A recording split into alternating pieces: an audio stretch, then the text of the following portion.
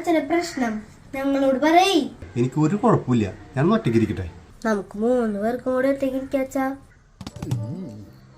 അതെ, എനിക്ക് സമാധാനത്തോടെ ഇത്തിരി നേരം ഒന്ന് ആലോചിക്കണം പ്ലീസ്.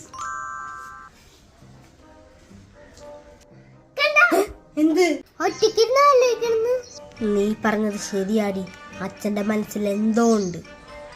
നമുക്കത് കണ്ടുപിടിച്ച് പരിഹരിക്കണം.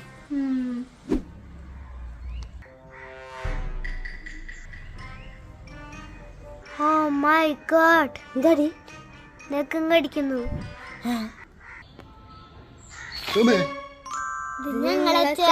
നിനക്കിതെന്താ? എന്താ അച്ഛന്റെ മനസ്സില്? ഞങ്ങളോട് തുറന്നു പറയ്. അതൊന്നും നിങ്ങളോട് പറഞ്ഞാൽ ശരിയാവില്ല.